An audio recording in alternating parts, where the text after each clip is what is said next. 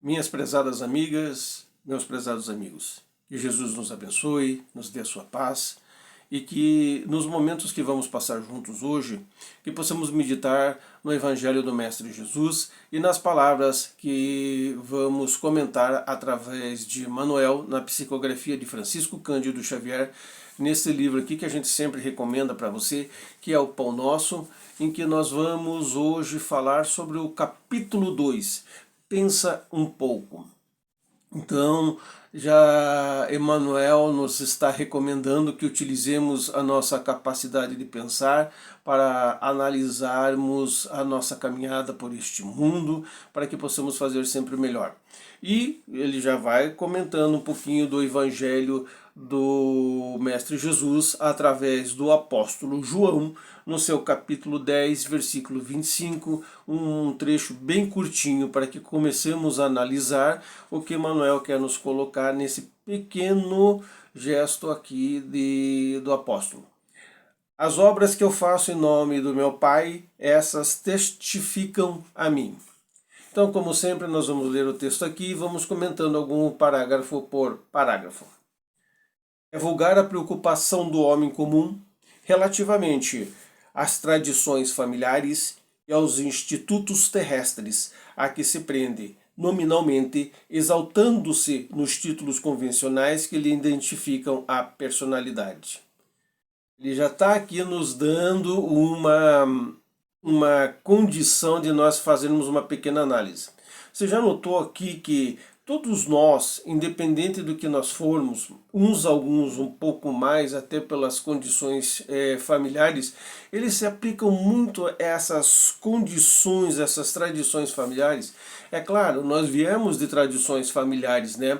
É muito bacana e muito interessante nós lembrarmos dos nossos avós, dos nossos pais, o que nós fizemos, quais são as profissões deles. Eu acho isso muito interessante.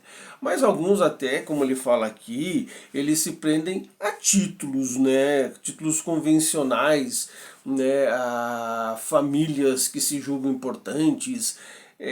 Já é um alerta de Emmanuel para que a gente comece a pensar um pouco. Na continuação ele vai dizendo: entretanto, na vida verdadeira, criatura alguma é conhecida por semelhantes processos. Cada espírito traz consigo a história viva dos próprios feitos, e somente as obras efetuadas dão a conhecer o valor ou o demérito de cada um. Então todos nós, né, como criaturas espirituais, aqui ele está nos colocando, né? Nós trazemos consigo a nossa própria história, a história viva. O que ele quer dizer com essa história viva, né? Não só o que nós realizamos até a presente data nessa existência, mas a história viva de existências anteriores, né, os feitos anteriores. E esses feitos anteriores, junto com os feitos que estamos fazendo agora, ele está nos dizendo aqui: ou vão conhecer o nosso valor por esses feitos, ou vão conhecer também os nossos deméritos, ou seja, coisas que fizemos e que não acrescentou em nada ou até prejudicou as outras pessoas. Mais uma vez, Emmanuel nos colocando para pensar um pouco. Com o enunciado, não desejamos significar que a palavra esteja desprovida de suas vantagens indiscutíveis.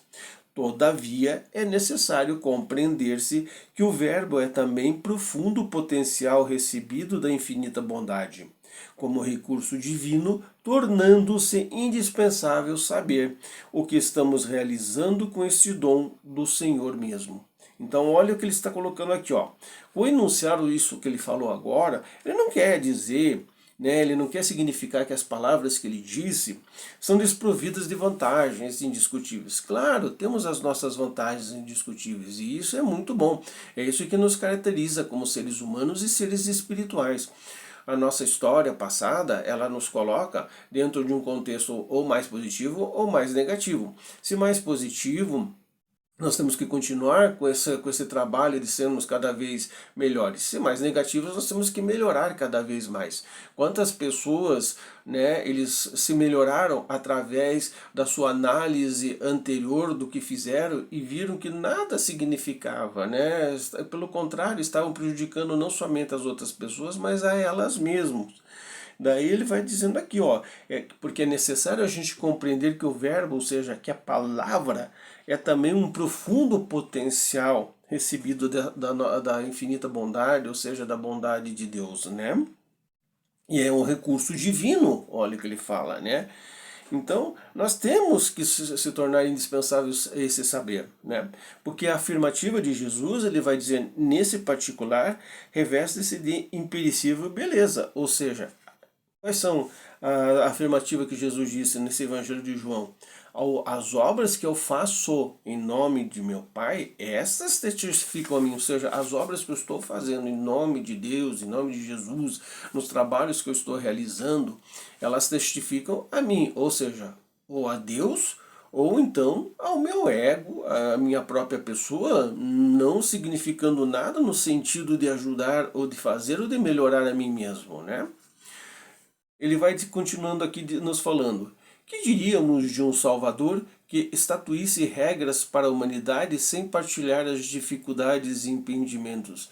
Então ele está dizendo assim que nós diríamos de Jesus, né, que instituiu o Evangelho, de Deus que instituiu as regras, né, para a nossa vivência e para a nossa evolução espiritual, sem ele compartilharmos, né, das dificuldades que passamos, ou sem ele ver os impedimentos que nos fazem, muitas das vezes, deter a nossa marcha de evolução espiritual, né?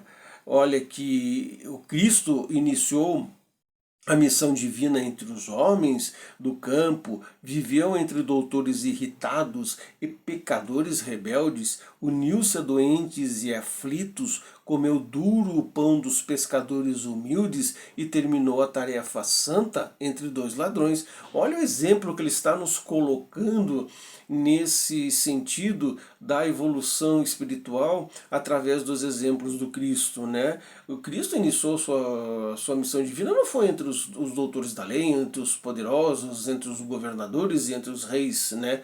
Pelo contrário, ó, entre homens do campo, quer dizer, as pessoas simples que já estavam partilhando de muitos sofrimentos, né? Não só pelo trabalho que realizavam, mas também pelas dominações que estavam acontecendo entre seus povos, né?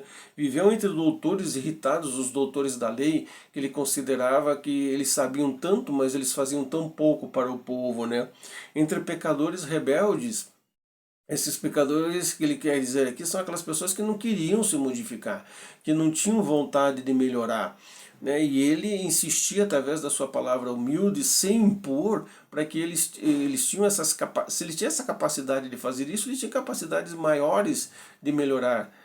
Será que não está acontecendo isso no mundo de hoje, né? Quantas pessoas fazem a maldade, se tem capacidade de fazer essa maldade, não tem a capacidade de fazer coisas boas para a humanidade, né?